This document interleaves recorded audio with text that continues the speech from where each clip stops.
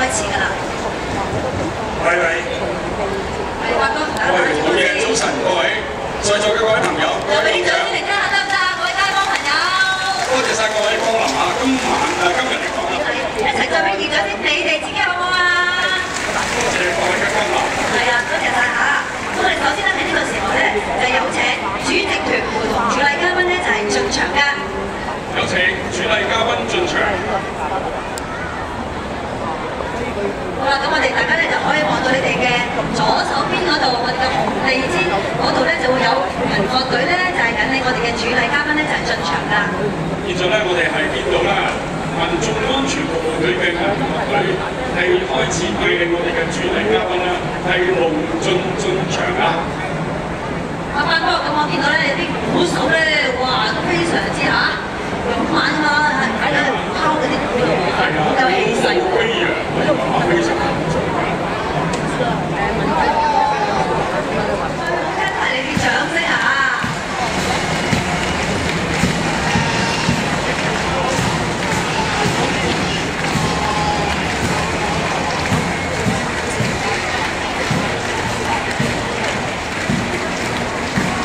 好啦，繼續同大家有同樣嘅掌聲，歡迎我哋嘅主席團同埋各位主禮嘉賓進場。繼續我哋用掌聲歡迎我哋嘅主禮嘉賓進場啊！有請各位。嘅會眾咧係大家好親自握手喎。係啊，亦都咧見到我哋嘅林保部長啊，同埋咧有好多嘅主禮嘉賓，非常之親切可人啊！係啦，好多謝佢哋，亦都令我哋非常興奮啊，好開心啊！再俾多啲熱烈嘅掌聲好唔好啊？我哋用熱烈掌聲歡迎我哋嘅主禮嘉賓。好，現在我哋係恭請主禮嘉賓民政事務局局長曾德成太平紳士上台就座。仲有就係中央人民政府駐香港聯絡辦公室九龍工作部部長林浩先生，仲有就係嗇色園主席李耀輝監院。請李耀輝監院咧為我哋一齊陪同上台主禮嘉賓就座㗎。仲有咧就係我哋請咗我哋呢個嗇色園副主席暨大建擴建同埋建設太歲園薪籌備委員會主席黃錦華先生。係啊，仲有。